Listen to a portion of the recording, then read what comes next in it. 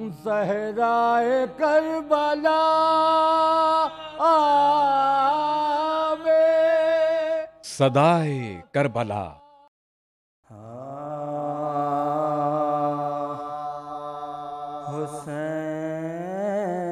حسین جب کہ چلے بادے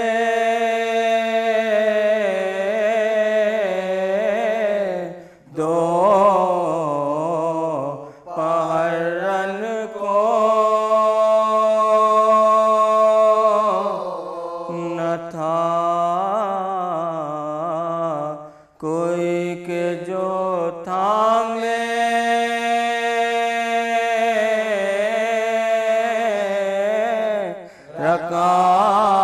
رکاب توسن کو سکینہ پکڑے کھڑی تھی قبا کے دامن کو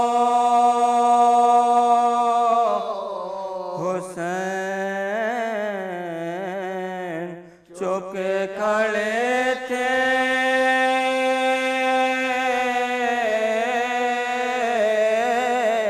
جھکا گردن کو ناصرہ تھا کوئی شاہ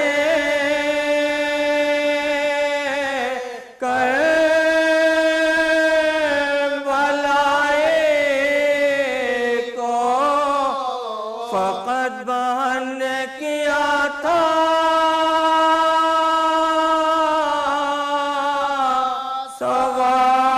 سوار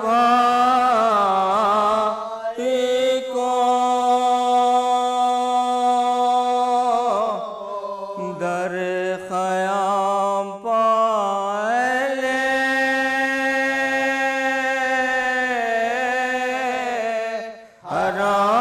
حرام ملکتے تھے زمیں پابد بیمار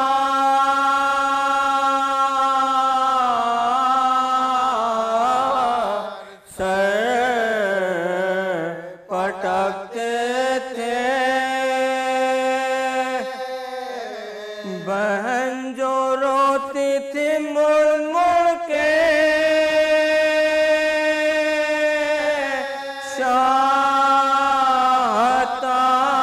شاہتے تھے زباں جو سوکھی تھی کچھ بات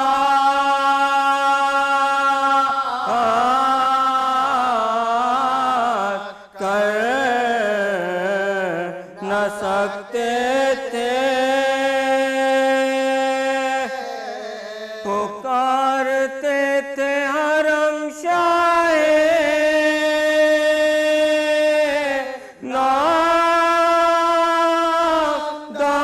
نامدار چلے حسین مرنے چلے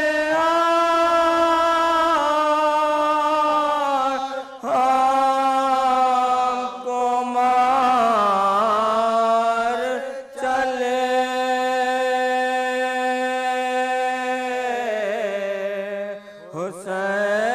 حسین جب کہ چلے بادے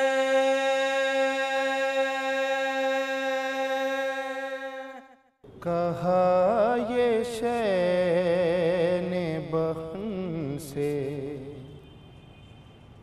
وطن ملے نہ ملے کہا یہ شین بہن سے وطن ملے نہ ملے جہاں میں چین مجھے اب بہن ملے نہ ملے بڑھا لو منتیں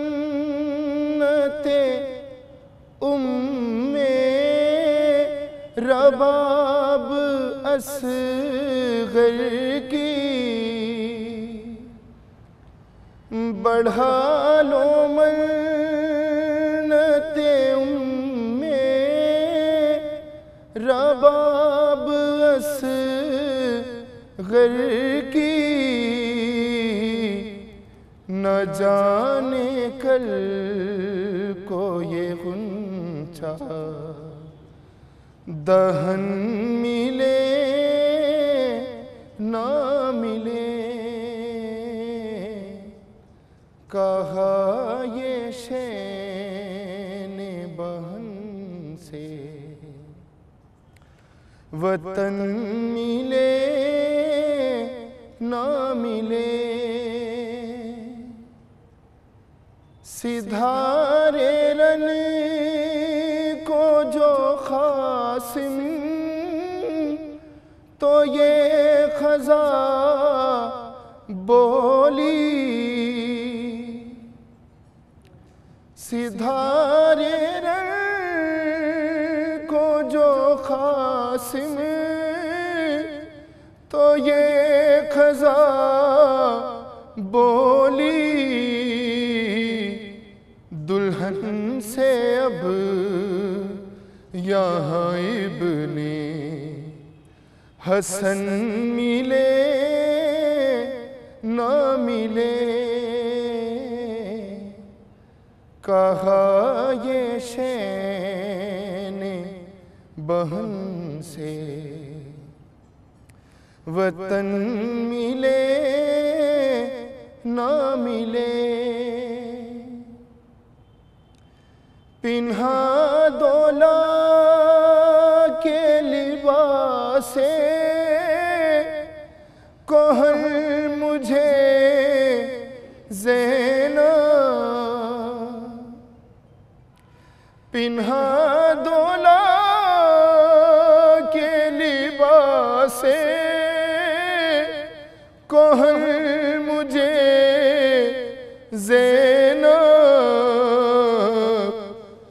دیار کرب و بلا میں کفن ملے نہ ملے کہا یہ شین بہن سے وطن ملے نہ ملے تمہارے سامنے ہوئیں گے ذبح چھوٹے بڑے تمہارے سامنے ہوئیں گے ذبح چھوٹے بڑے قریب عصر 72 کے تن ملے نہ ملے کہا یہ شین بہن سے وطن ملے نہ ملے بلا لو روز اقدس پاپ نے محسن کو بلا لو روز اقدس پہ اپنے شیعوں کو یہ زندگی ہمیشہ ہے زمن ملے نہ ملے کہا یہ شین بہن سے وطن ملے نہ ملے. صدائے کربلا. جاتا ہے اب شکار کو دشتے وفا کا شیر، اور فوجوں میں غل ہے آتا ہے وہ لافتہ کا شیر. ارے سیاف بے بدل ہے مجاہد بلا کا شیر. ہاں آج یاد آئے گا سب کو خدا کا شیر. اور سج دھج وہی ہے ٹھاٹھ وہی سب ولی کے ہیں، اور نظروں سے خون ٹپکتا ہے تیور علی کے ہیں. اور جاتا ہے اس شکوہ سے وہ صاحب حشم، ہیں پہلوؤں میں فتح و ظفر چومتی قدم. اور جبریل پڑھ کے ناد علی کر رہے ہیں دم، اور رحمت خدا کی فرق پہ ہے سایہ علم. بید نظر کہ ہوتی جو تھی علی کی وہی شان آج ہے. ارے سر پر غلامی شہ صفدر کا تاج ہے. جاتے ہیں مثل شیر گرسنا فرس اڑائے، کس کی بھلا مجال کے غازی کے منہ پہ آئے. رستم بھی اپنی شیخیاں ساری وہ بھول جائے. ارے اس وقت اگر فرشتہ بھی روکے اما نہ پائے. بید نظر کے میدان سے ہٹ نہ جائے اگر وہ عقیل بھی. ارے کٹ جائیں کیا جب ہے پرے جبرائیل بھی. اور نزدیک فوج آ کے یکا یک فرس رکا، ٹھوکر قدم کی کھا کے گری منہ کے بھل ہوا. اور سینوں میں دل جگر کا جب حال ہو گیا. ارے ہر سمت سے یہ کانوں میں آنے لگی صدا. لذو کہ للہ کوئی منہ پہ نہ جائے دلیر کے. ارے جانے بچاؤ بھاگ کے پنجے سے شیر کے.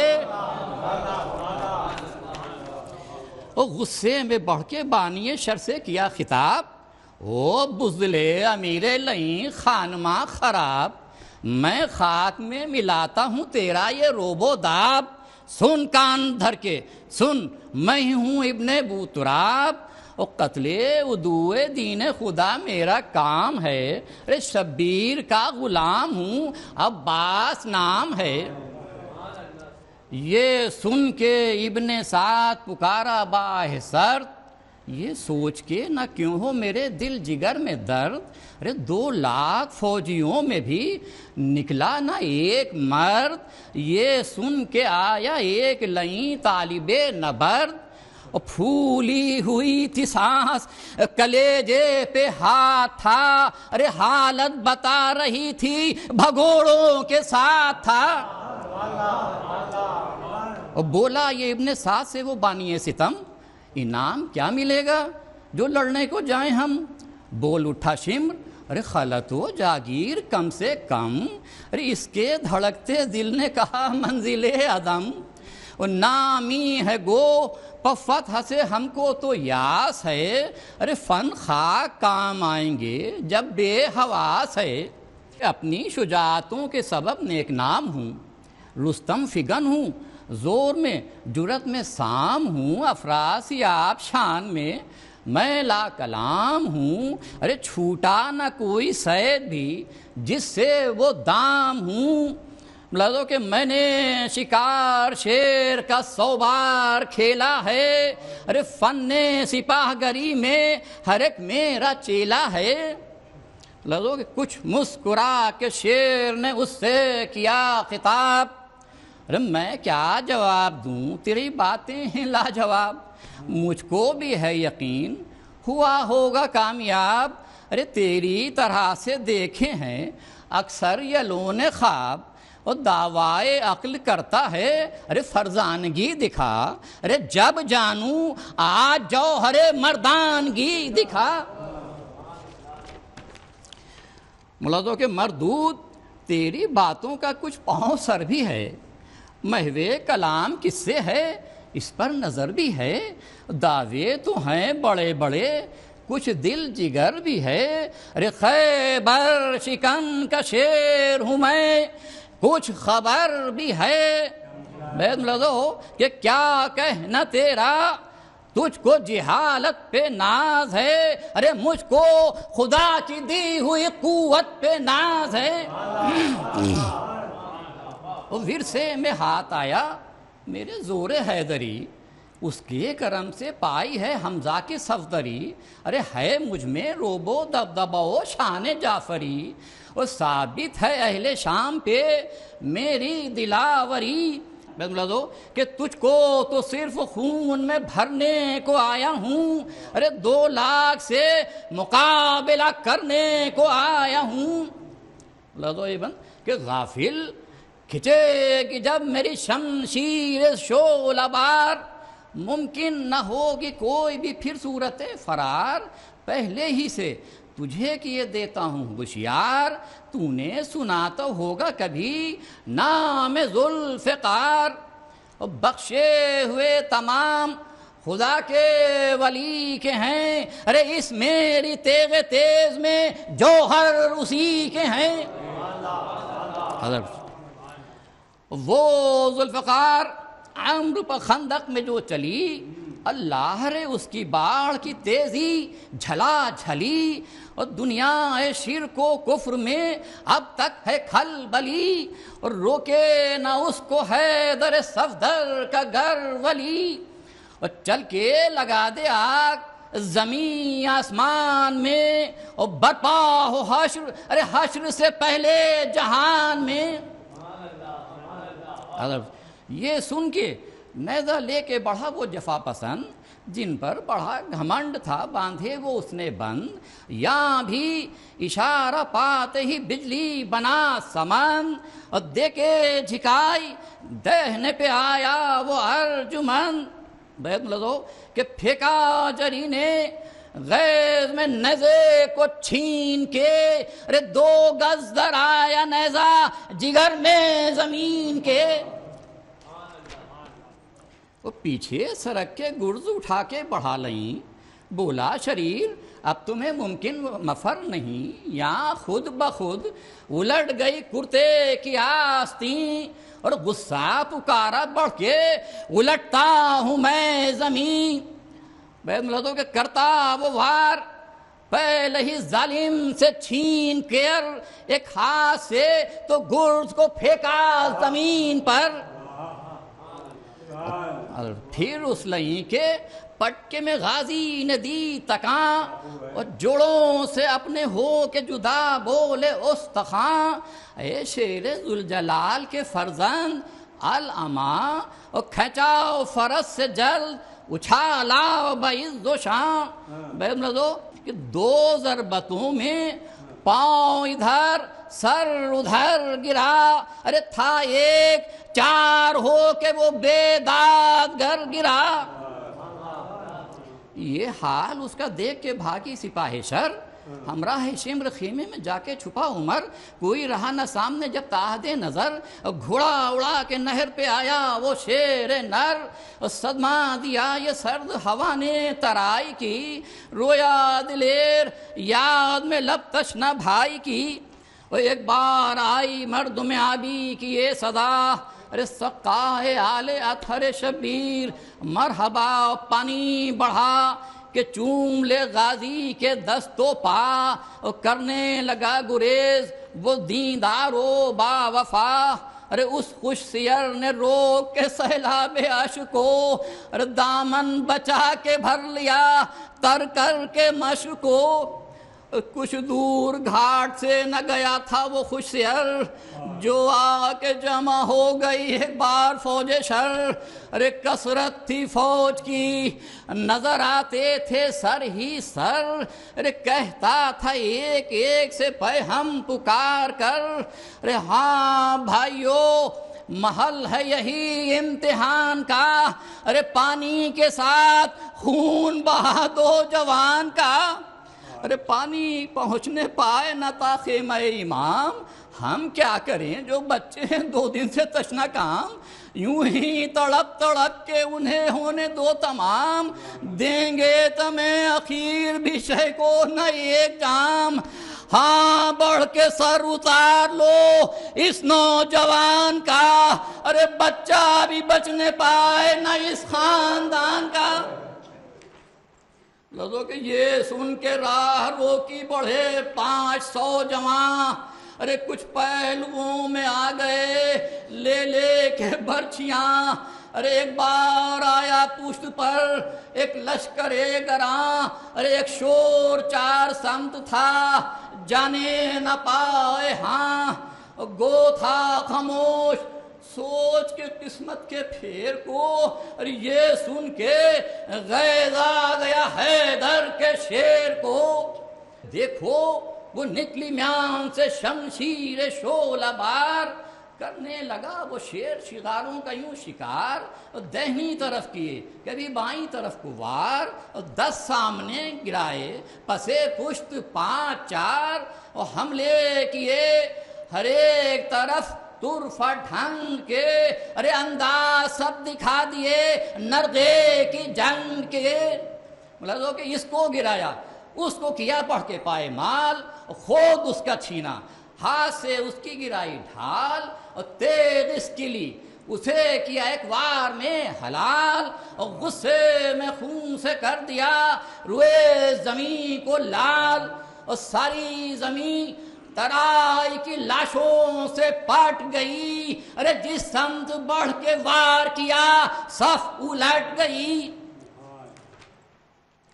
2 پر جو ایک وار کیا 4 کر دیا، اس یل کو ہاتھ کاٹ کے بیکار کر دیا، ارے اس پر چلے جھپٹ کے ادھر وار کر دیا، 100 کو ایک حملے میں فنار کر دیا، اور اس ولولے سے وار جو 2-4 ہو گئے، ارے کشتوں کے کشتے لاشوں کے انبار ہو گئے، وہ لڑتا ہے جوش میں تیرا زرغام ساقیہ، تلوار ہے کہ موت کا پیغام، ساقیہ اب صبح ہے پہے سپہے شام، ساقیہ میں کش ہے تیرا طالب انعام، ساقیہ بے میں پیے عجیب طبیعت کا رنگ ہے، دریا دلی دکھا کہ ترائی کی جنگ ہے، بس ساقی اب میں پی چکا ایک حشر ہے بپا، ارے پشتے فرس سے گرنے کو ہے تیرا دل ربا،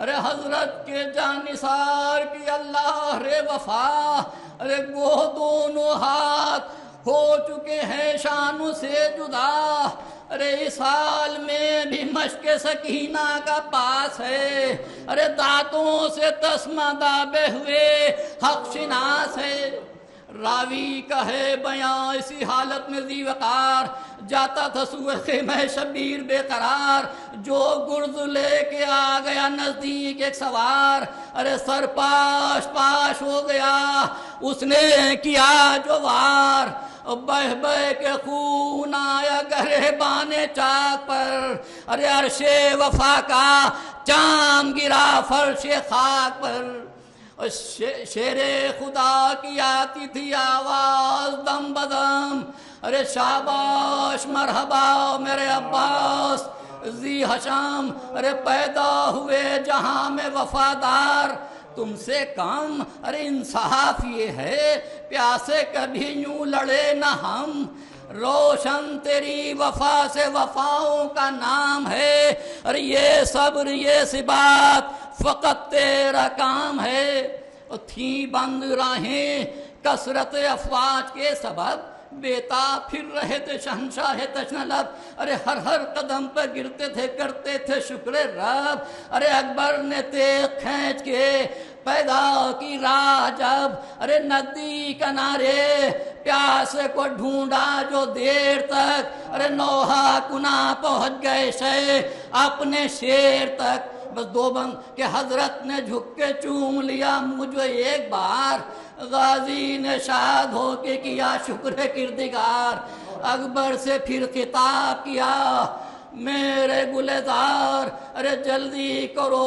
مجھے قدم شاہ پر نثار، ارے یہ مشق ہے تمہارے حوالے عالم کے ساتھ، ارے پہنچا دو جا کے خیمے میں شاہ امم کے ساتھ۔ یہ کہتے کہتے ہچکیے کائی گزر گئے، ارے گھبرا کے شاہ جھک کے پکارے کہ مر گئے، ارے غربت میں تم حسین کو بے آس کر گئے، ارے بھیا غموں سے ساغر دل میرا بھر گئے، ارے اٹھتی ہیں ٹیسیں میرے دلے چاک چاک میں، ارے کیسی جوانی مل گئی افسوس خاک میں، اٹھتی ہیں ٹیسیں میرے دلے چاک چاک میں، ارے کیسی جوانی مل گئی افسوس خاک میں۔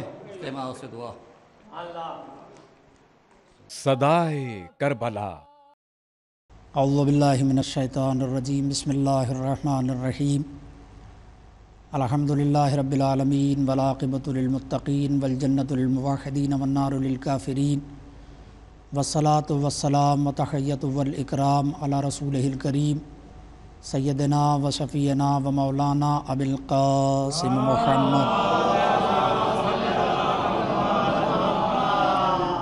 وآل الطیبین الطاہرین المعصومین ولعنۃ اللہ علی اعدائہم وغاصب حقوقہم ومنکر فضائلہم اجمعین من یومنا ھذا الی قیام یوم الدین، اما بعد فقد قال اللہ تبارک و تعالی فی کتابہ المبین وہو اصدق الصادقین وقولہ الحق۔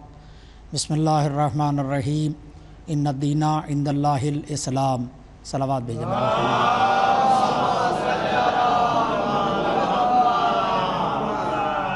بزرگان ملت، برادران ایمان، قرآن مجید کی آیہ کریمہ ہے جس کی میں نے اس وقت آپ کے سامنے تلاوت کی ہے۔ ارشاد رب العزت ہوتا ہے کہ اللہ کے نزدیک دین اسلام ہے۔ اسلام وہ دین کہ جس کا آغاز توحید ہے اور انجام قیامت ہے، اور اس آغاز سے اس انجام تک جانے کے ذریعے کو نبوت کہتے ہیں۔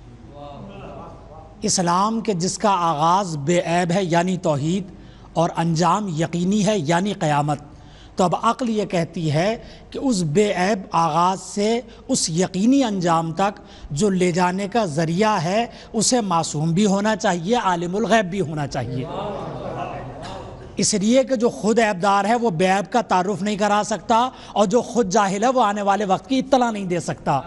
صلوات بھیجے پر محمد و آل محمد۔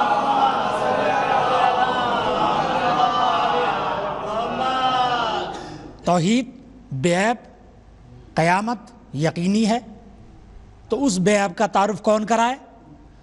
جو خود معصوم ہو، اور قیامت آنے والی ہے اس بات کی اطلاع کون دے گا؟ جو عالم الغیب ہو۔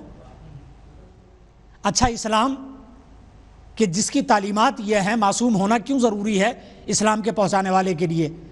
اسلام کے جس کی تعلیمات یہ ہوں کہ اگر کسی مسلمان کا پڑوسی چاہے کوئی بھی مذہب رکھتا ہو، وہ بھوکا ہو اور مسلمان کو اس بات کی اطلاع ہو اور اس کے باوجود وہ کھانا کھانے کے لیے بیٹھ جائے، تو اللہ کی نظر میں وہ مسلمان نہیں ہے، اللہ اسے مسلمان نہیں مانتا ہے۔ وہ مسلمان جو کسی ایسے آدمی کے گھر کے سامنے پھلوں کے چھلکے ڈال دے کہ جو خود یہ حیثیت نہ رکھتا ہو کہ اپنے بچوں کے لیے پھل خرید سکے، اور اس کے بچے ان چھلکوں کو دیکھنے کے بعد مچل جائیں، تو وہ جو چھلکے پھینکنے والا ہے اسلام اسے مسلمان تسلیم نہیں کرتا ہے۔ آپ نے غور کیا کہ کیسا مذہب ہے، کتنا خیال رکھتا ہے انسانی جذبات کا؟ تو اب عقل یہ کہتی ہے کہ اگر اسلام ایک بے مثل بے نظیر قانون ہے تو جسے پہنچانے والا ہونا چاہیے اسے معصوم ہونا چاہیے، اور اگر وہ معصوم نہیں ہے تو پھر یہ بات بالکل ایسی ہے کہ جیسے میں ایک بہترین تقریر کر جاؤں لیکن خود میرا کردار میری تقریر سے مطابقت نہ کرتا ہو۔ میں کچھ عرض کر رہا ہوں، میں نے بہت اچھی تقریر کی ہے لیکن خود میرا کردار میری تقریر سے مطابقت نہیں کرتا، تو میری تقریر قابل تعریف تو ہو سکتی ہے، لائق عمل نہیں ہو سکتی۔ صلوات بھیجے پر محمد و آل محمد۔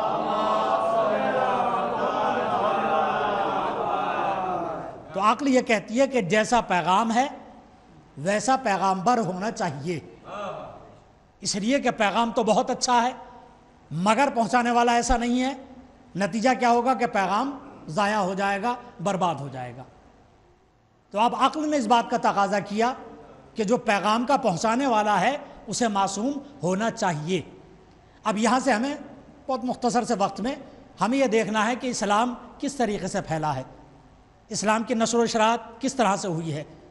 سب جانتے ہیں, سب کو معلوم ہے, سارے مسلمان اس حقیقت سے باخبر ہے کہ سرکار دو عالم کی 40 سالہ شروع کی زندگی خاموشی کے ساتھ گزر گئی. لیکن حضور خاموش ضرور رہے مگر خالی نہیں رہے.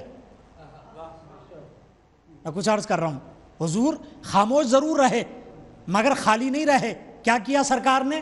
آنے والے وقت کے لیے پلاٹ تیار کیا, زمین ہموار کی, اور اس 40 سالہ زندگی میں خاموشی میں سرکار دو عالم نے جو کردار پیش کیا تھا اسی کردار نے آنے والے وقت میں کام دیا.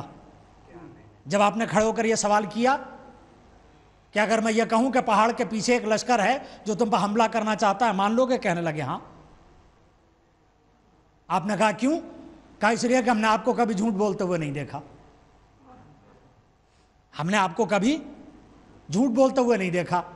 تب سرکار نے فرمایا کہ میں اللہ کا نبی ہوں, تمہارے لیے ایک پیغام لے کر آیا ہوں. لوگوں نے کہا اس بات کو نہیں مانیں گے. تب یہاں پر آنے کے بعد ایک جملہ کہنے کو دل چاہتا ہے, اور وہ جملہ یہ ہے کہ جو لوگ یہ مان چکے ہوں کہ آپ سچے ہیں, اب اگر وہ کلمہ نہ بھی پڑھیں تو گھر جانے کے بعد خود ان کا ضمیر ان سے یہ کہے گا جب سچا تسلیم کر لیا تو کلمہ کیوں نہیں پڑھتے.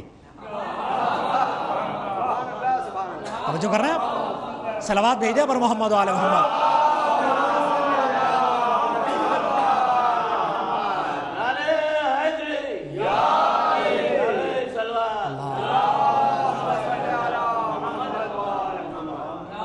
جب تم نے یہ مان لیا کہ سچے ہیں تب یہ جو بھی کہیں گے وہ سچ ہوگا, غلط تو ہو نہیں سکتا, چونکہ تم نے اقرار کیا کہ سچے ہیں. اب سمجھ میں آیا کہ 40 سال برابر سرکار دو عالم نے کیا کیا تھا. یہ آنے والے وقت کے لیے ایک زمین ہموار کی تھی. نتیجہ کیا ہوا کہ دشمنوں نے جادوگر کہا, دیوانہ کہا, شاعر کہا, مگر کوئی غلط بیانی کا الزام نہ لگا سکا. کوئی یہ نہ کہہ سکا کہ آپ جھوٹے ہیں, آپ غلط بیانی کرتے ہیں, مگر اس کے علاوہ اور کچھ نہ کہہ سکے. اب جو میں نے بات عرض کی ہے اس پہ آپ ذرا سا توجہ کیجیے گا کہ اسلام کہ جو سرکار دو عالم کے اخلاق کے ذریعے پھیلا تھا. واقعہ بڑا مشہور ہے, ہندوستانی سلیبس میں بھی تھا وہ واقعہ کہ حضور روزانہ ایک جگہ سے گزر رہے ہیں, ایک بوڑھی ہے جو سرکار کے سر اقدس پر خس و خاشاک ڈال دیتی ہے. آپ پھر بھی وہاں سے گزر رہے ہیں.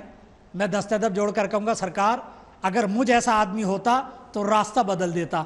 نبی آواز دیں گے تم میں اور مجھ میں یہی تو فرق ہے, نبی اپنا راستہ نہیں بدلتا, دوسروں کا بدلواتا ہے.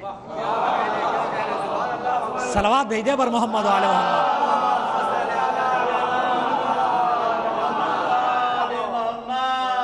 ہم اپنا راستہ بدلنے نہیں آئے ہیں, ہم تو راستہ بدلوانے آئے ہیں. نتیجہ کیا ہوا کہ جب ایک روز کوڑا نہ پھینکا گیا تو آپ نے رکنے کے بعد سوال کیا. وہ یہاں ایک بوڑھی عورت رہتی تھی, بتانے والوں نے بتایا کہ وہ تو علیل ہو گئی, بیمار ہے. آپ اس کی عادت کے لیے گئے. اس نے یہی سوچا اب میں کمزور ہوں, بدلہ لینے کے لیے آئے ہیں, انتقام لینے آئے ہیں. کہنے لگی اب آئے ہیں جب میں بوڑھی ہو گئی, جب میں کمزور ہو گئی. آپ نے کہا کہ نہیں, مجھے پتہ چلا یہ طبیعت ناساز ہے, میں تو عیادت کے لیے آیا ہوں. اس نے کہا ایسے جانوروں کے درمیان ایسا انسان دیکھا تھا. اللہ جانے کتنا خلوص تھا اس لہجے میں کہ اس کافرہ کے پاس سوائے اسلام قبول کرنے کے اور کوئی چارہ نہ تھا, کوئی راستہ نہ تھا. اس نے اسلام قبول کر لیا. میری سمجھ میں نہیں آتا اتنی سی بات کہ حضور اس کی عیادت کے لیے گئے اور وہ مسلمان ہو گئی. اصل میں اس کی سمجھ میں آ گیا تھا جو اپنے جیسا ہو وہ نبی نہیں ہوتا. میں کیا عرض کر رہا ہوں, جو اپنے جیسا ہو وہ نبی کب ہوتا ہے؟ نبی تو عقلوں سے بالاتر ہوتا ہے. وہ تو عام لوگ ہوتے ہیں کہ جو انتقام لینے کے لیے پہنچ جاتے ہیں. اللہ جسے پیغمبر بناتا ہے وہ بڑا ظرف رکھتا ہے, بڑا صبر کا مادہ ہوتا ہے اس کے یہاں. کہ میں اس لیے آیا ہوں کہ مجھے معلوم ہوا تھا تیری طبیعت ناساز ہے, تو پوچھنے کے لیے آیا ہوں. نتیجہ کیا ہوا, اس نے اسلام قبول کر لیا. تو اسلام کس چیز سے پھیلا؟ اخلاق کے ذریعے, کردار کے ذریعے. اب آپ نے غور کیا کہ اسلام کو پھیلانے کے لیے زبان کی ضرورت نہیں ہے، کردار کی ضرورت ہے۔ زبان بہت اچھی ہو، بڑی اچھی لفاظی کر لیتے ہوں، مگر کردار زبان کا ساتھ نہ دے تو اسلام پھیل نہیں سکتا، اسلام چند قدم آگے نہیں بڑھ سکتا۔ لہٰذا اللہ نے جیسا مذہب بنایا تھا ایسے ہی کردار بھی بنائے جنہیں مذہب کو پھیلانے کی ذمہ داری دی گئی تھی۔ اب اگر میری بات آپ کے اذہان عالیہ تک پہنچ جائے تو میں ایک بات عرض کر رہا ہوں، اس پر ذرا سا آپ توجہ کیجیے گا۔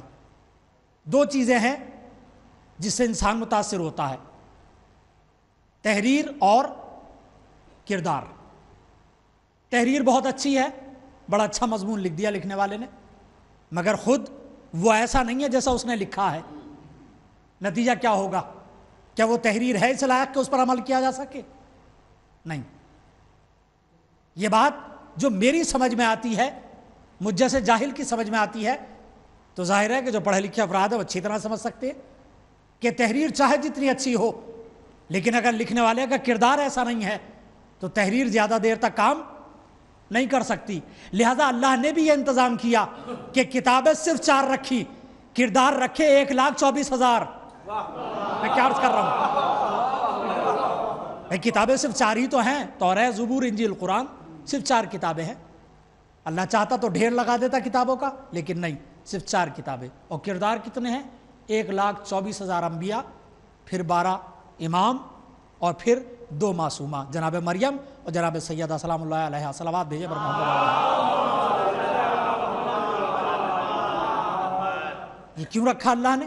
یہ اس لیے رکھا کہ اگر کردار معصوم ہوگا تو اگر قانون نہ بھی پڑھے تو اس کردار کے ذریعے سے انسان راہ راست پر آ جائے گا، اگر نہ بھی پڑھے تو راہ راست پر آ جائے گا۔ بس کردار کے اندر وہی چمک ہونی چاہیے کہ جو اسلام کے اندر پائی جاتی ہے۔ مولا کائنات حضرت علی علیہ الصلوۃ والسلام، صلوات بھیجے بر محمد۔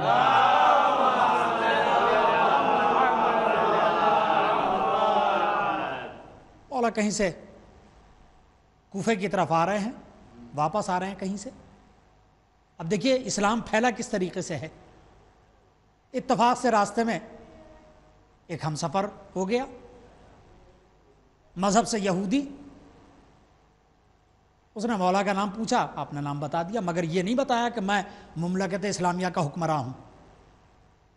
آپ نے اس سے پوچھا وطن کہاں جانا ہے، اس نے بتا دیا مجھے فلاں جگہ جانا ہے۔ اس نے ان سے پوچھا، آپ نے بتا دیا مجھے کوفہ جانا ہے۔ باتیں کرتے کرتے سفر طے ہوتا رہا، اور جب اس مقام پر پہنچے جہاں سے دونوں کے راستے الگ الگ ہوتے تھے، مولا کائنات اس کے ساتھ ساتھ اس کے راستے پر چلنے لگے۔ اسے بھی خیال نہیں تھا۔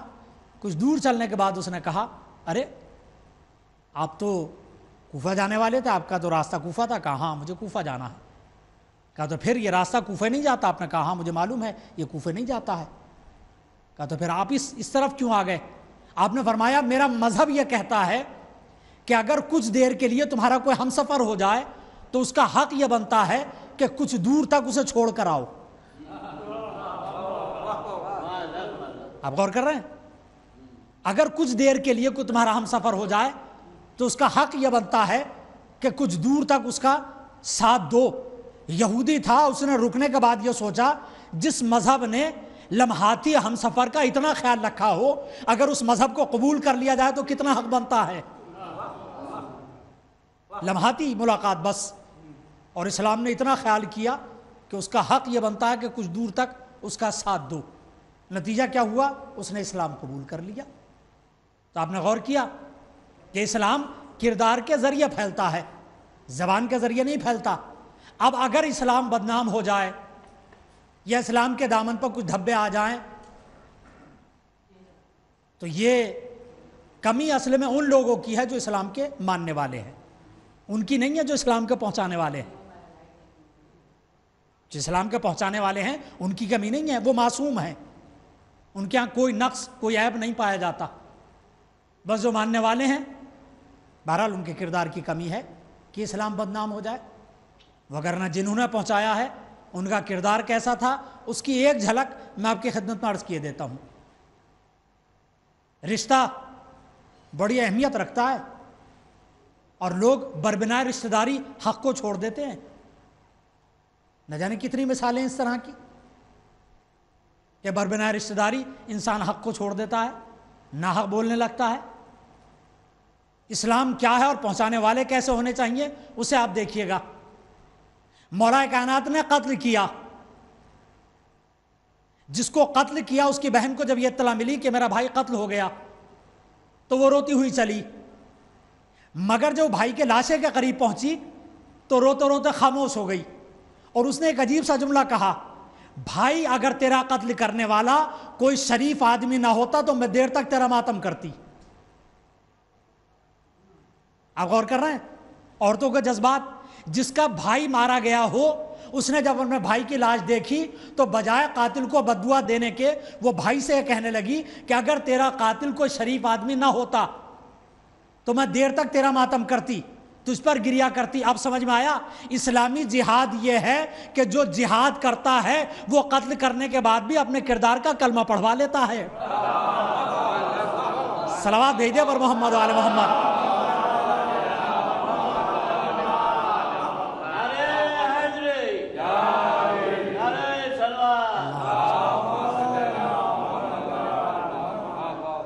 یہ ہے جہاد، اسلامی جہاد، کہ جس نے قتل کیا اسے برا بھلا کہنا چاہیے تھا، بھئی سگا بھائی مارا گیا، معمولی بات تو نہیں ہے، مگر اس نے بجائے بددعا دینے کے علی کے کردار کا کلمہ پڑھ لیا۔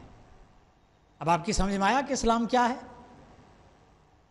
تو یہ اسلام ایک معصوم کے ذریعے چلا، سرکار دو عالم کے ذریعے، اور اب عقل یہ کہتی ہے کہ آگے بھی جو سلسلہ ہونا چاہیے وہ معصوم سلسلہ ہونا چاہیے، اس لیے کہ اسلام کو قیامت تک جانا ہے، اور جب قیامت تک جانا ہے تو جس کے پہنچانے والے ہیں انہیں معصوم ہونا ضروری ہے اور لازمی ہے۔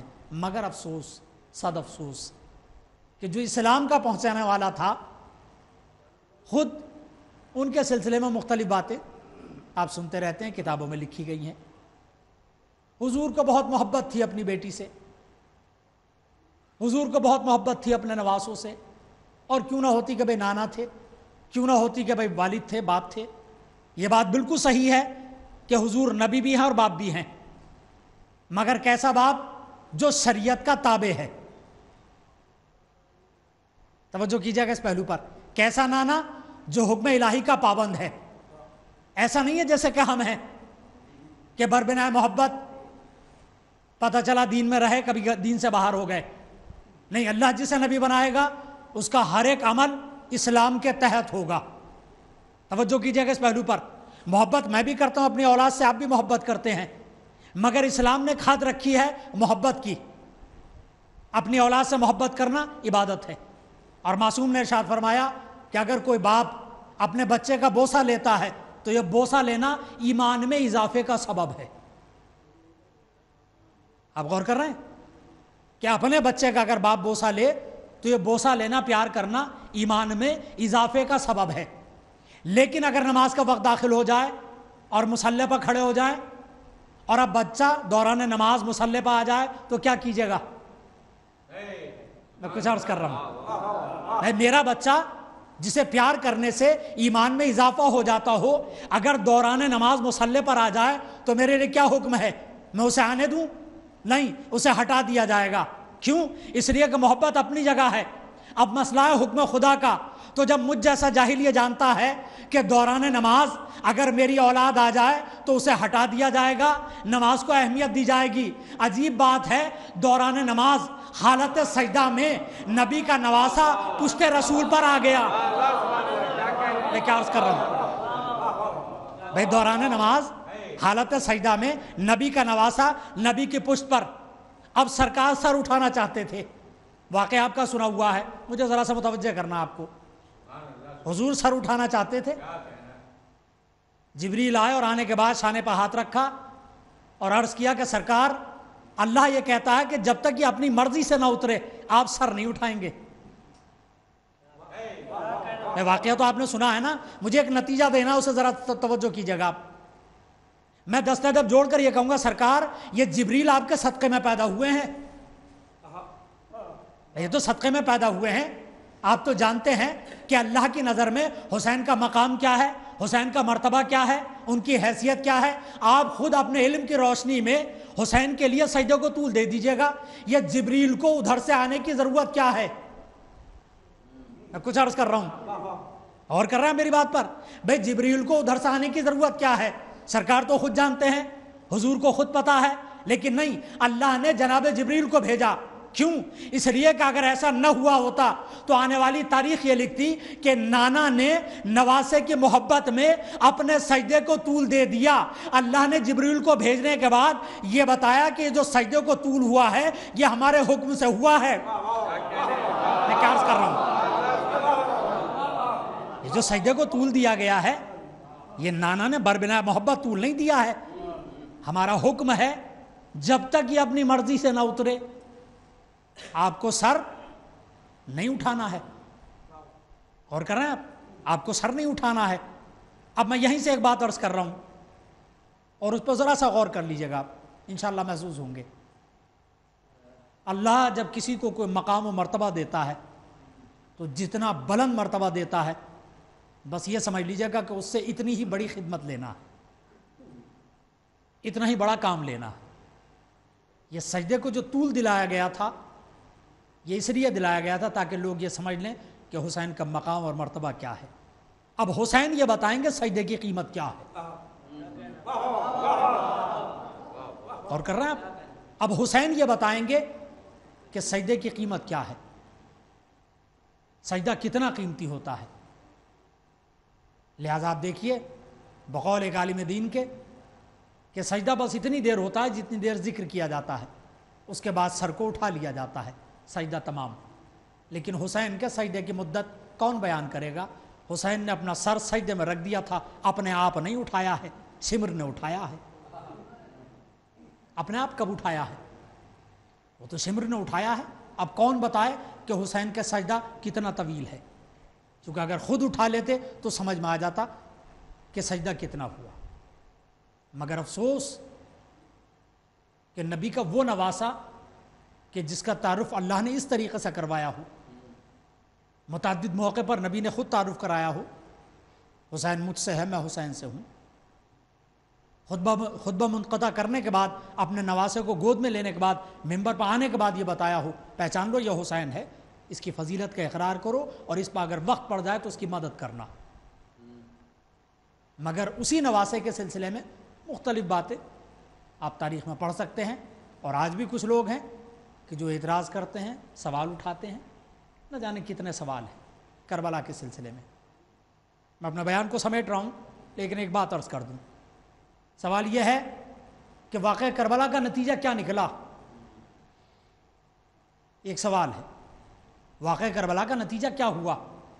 کون ہارا, کون جیتا, کون کامیاب ہوا, کون ناکام ہوا؟ بات کو تفصیل میں بیان کرنے کا وقت نہیں ہے, مختصر طریقے سے ایک جملہ. اگر کامیابی اور ناکامی کو دیکھنا ہے تو اس کا بس ایک طریقہ ہے, اور وہ یہ ہے کہ یہ دیکھا جائے مقصد کس کا بچ گیا. میں کیا عرض کر رہا ہوں بھائی؟ جس کا مقصد بچ گیا وہ جیت گیا, جس کا مقصد ختم ہو گیا وہ ہار گیا. بات تمام ہو جاتی ہے. بس مقصد دیکھ لیجئے, حسین کا مقصد کیا تھا, یزید کا مقصد کیا تھا. حسین کا مقصد تھا نام خدا کو بچا کر لے جانا, یزید کا مقصد تھا اس نام کو ختم کر دینا. اب اگر نام خدا باقی ہے تو حسین جیت گئے. اگر نام خدا باقی ہے, اور یقیناً باقی ہے اور قیامت تک کیا ہمیشہ ہمیشہ باقی رہے گا, تو حسین جیت گئے. اور وہ کہ جس نے اپنی پوری طاقت صرف کر دی تھی اس نام کو ختم کرنے میں, وہ ختم نہیں کر سکا. مطلب صاف ہے کہ یزید ہار گیا. یہی سوال تھا جو محمد ابن طلحہ نے شام کے بازار میں امام سجاد سے کیا تھا, یبن الحسین لمن الفتح, حسین کے بیٹے جیت کس کی ہوئی؟ بڑے فخر کے ساتھ حسین کے بیٹے نے سر کو بلند کیا, آنکھوں میں آنکھوں کو ڈالا اور ڈال کر ایک جملہ کہا, طلحہ کے بیٹے مسجد میں جا کر دیکھ, اگر اذان باقی ہے تو میرا بابا جیت گیا. اگر اذان باقی ہے تو میرا بابا جیت گیا. اس لیے کہ میرے بابا نے یہ قربانی دی ہی اس لیے ہے تاکہ نام خدا باقی رہ جائے. اب جس نے نام خدا کو بچایا ہے, اب خدا کی ذمہ داری ہے اس کے ذکر کو بچائے. اب حکومتیں ختم ہو جائیں گی مگر اس کا تذکرہ ختم نہیں ہوگا. دنیا کے خزانے ختم ہو جائیں گے مگر اس کا تذکرہ ختم نہیں ہوگا, اس کا تذکرہ باقی رہے گا. یہ چہلم ان کا چہلم ہے کہ جن کے اوپر رونے والے تو تھے لیکن انہیں رونا نہ دیا گیا. زینب ام کلثوم جیسی بہنیں، سید السجاد جیسا بیٹا، سکینہ جیسی بیٹی، مگر رونے نہیں دیا گیا. عزاداران مظلوم کربلا، ہمارے یہاں اگر کسی کا انتقال ہو جاتا ہے تو لوگ پرسے کے لیے آتے ہیں اور پھر اس کے بعد سویوم 10واں 20واں 40واں سارے اہتمام کیے جاتے ہیں. لیکن اللہ رے کربلا والے کہ ان کے عزیزہ و اقربا بھی تھے تو اسیری کی حالت میں تھے.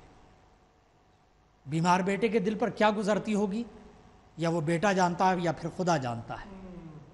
جب کربلا سے چلنے لگے اور چہرے کا رنگ بدلا تو پھوپھی نے سوال کیا، میرے لال سید السجاد کیا بات ہے؟ کہا پھوپھی اماں آپ نے دیکھا نہیں کہ ان لوگوں نے اپنے لاشیں تو دفن کر دیے لیکن میرے بابا کا لاشا بے گورو کفن پڑا ہوا ہے.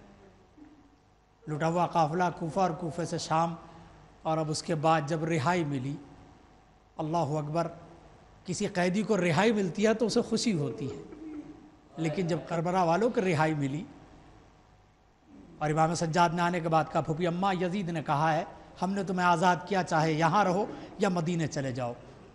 تب جناب زینب نے تڑپ کر سوال کیا تم نے کیا جواب دیا؟ کہتے پھوپھی اماں میں نے کہا کہ میں پھوپھی زینب سے پوچھ کر بتاؤں گا.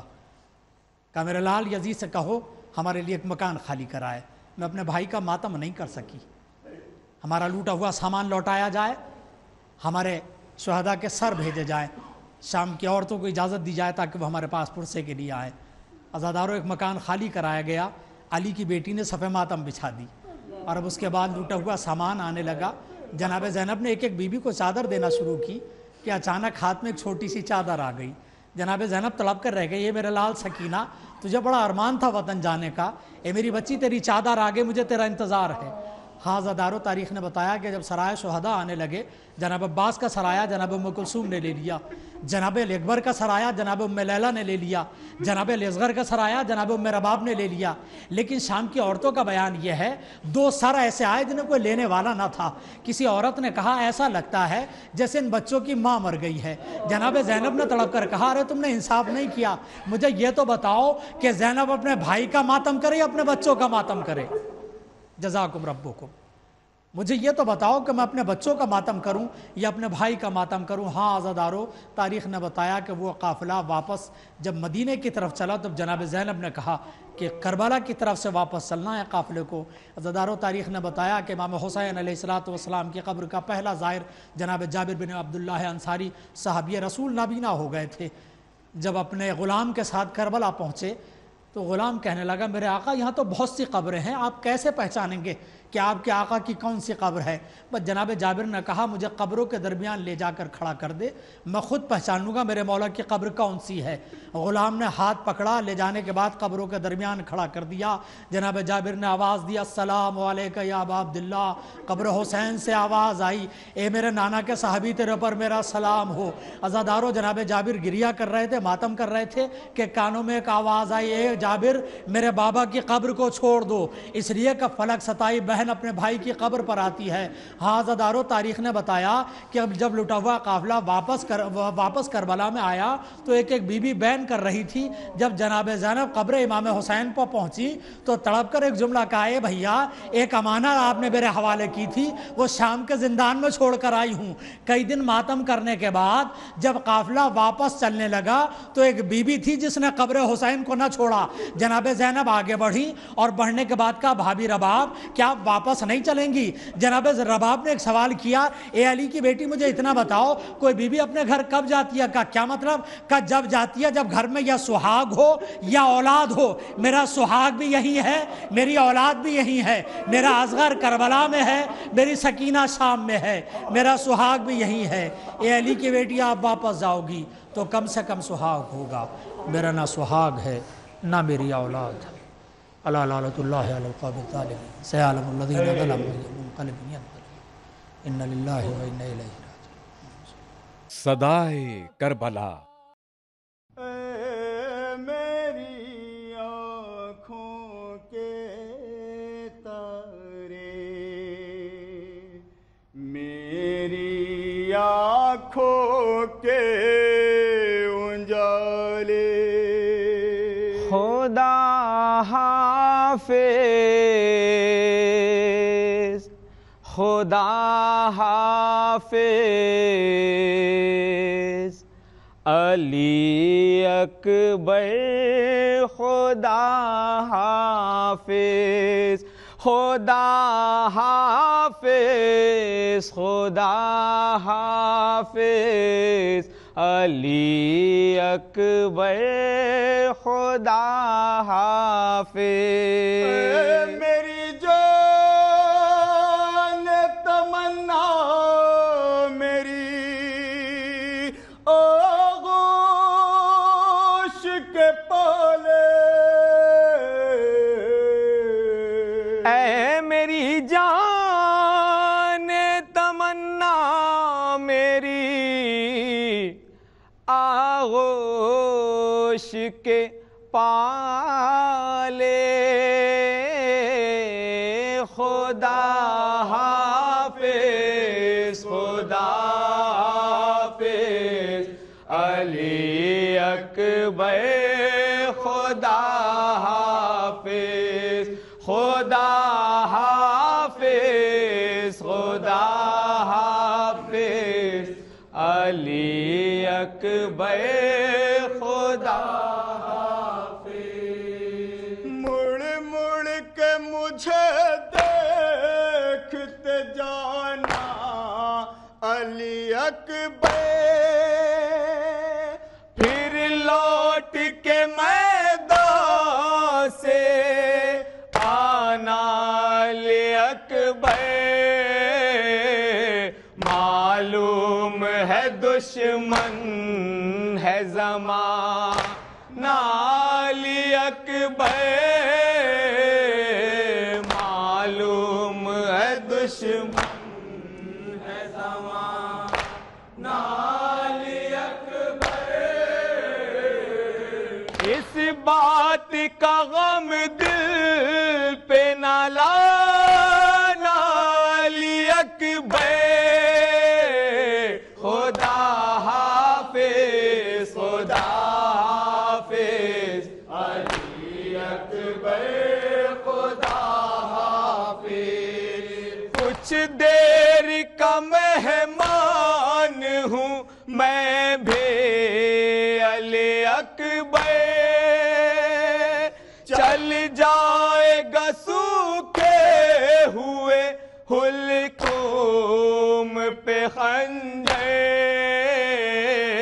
مارے گا کوئی تیر میرے اور کوئی پتھر مارے گا کوئی تیر میرے اور کوئی پتھر چھن جائے گی پھر زینب و کلثوم کی چادر خدا حافظ خدا حافظ علی اکبر خدا حافظ کچھ دور میں مقتل میں تیرے ساتھ چلوں گا اے لال میرے یہ ہے محبت کا تقاضا تم صاحب اولاد جو ہوتے میرے بیٹا تم صاحب اولاد جو ہوتے میرے بیٹا اولاد ہے کیا شے تمہیں معلوم یہ ہوتا خدا حافظ خدا سنیں گا حضرات جناب علی اکبر اپنے بابا سے کیا فرما رہے ہیں بابا مجھے معلوم ہے دشمن ہے زمانہ للہ ناب آگے قدم اپنا بڑھانا میرے جب خیر سے تم خیمے میں جانا،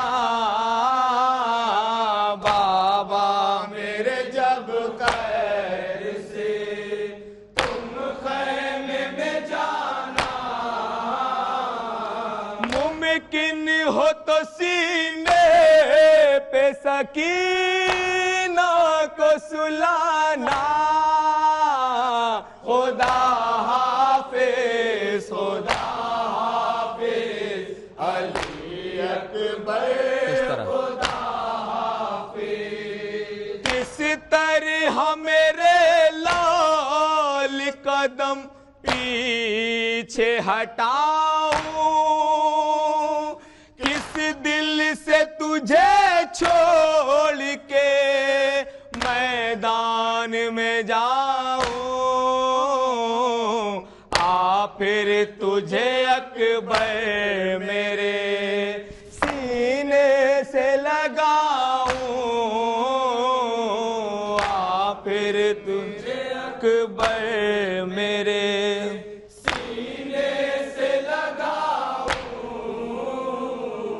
کیا مجھ پہ گزرتی ہے میرے لال بتاؤں، خدا حافظ خدا حافظ علی اکبر خدا حافظ، سینے سے پھر ایک بار لگا لوں اے میرے لال، آ جا کے میں باہوں میں چھپا لوں اے میرے لال، دل میں ہے یہ ارمان نکالوں اے میرے لال،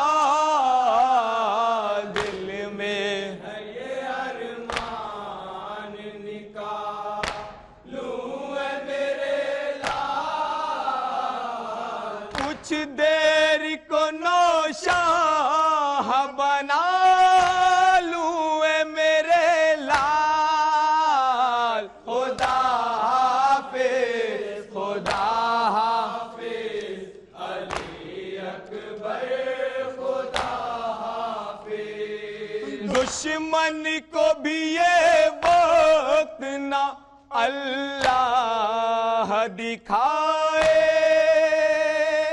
ایک باپ کا بھی بیٹے کا لاشا نہ اٹھائے، بہتر ہے کہ فرزند سے پہلے اجل آئے، بہتر ہے کہ فرزند سے، سنیں گے حضرات، پہلے اجل آئے، بتا رہے خاص، بیٹا ہی صدا باپ کی میت کو اٹھائے، خدا حافظ خدا حافظ خدا حافظ، آصف کبھی ٹلتا نہیں تقدیر کا لکھا، اب دیکھ نہ پائے گی کبھی بھائی کو صغرا، ہٹ جائے گا اس غم سے شہیدی کا کلیجہ، پھٹ جائے گا اس غم سے شہیدی کا کلیجہ، بے گور کفن رن میں ہے اکبر تیرا لاشا، خدا حافظ خدا حافظ علی اکبر خدا حافظ خدا حافظ خدا حافظ علی اکبر خدا حافظ. السلام عليك يا أبا عبد الله، السلام عليك يا ابن رسول الله، السلام عليك يا ابن أمير المؤمنين وسيد الوسيد، السلام عليك وليا شهيدا وأخيك بالفضل العباس يا ابن أمير المؤمنين ورحمة الله وبركاته.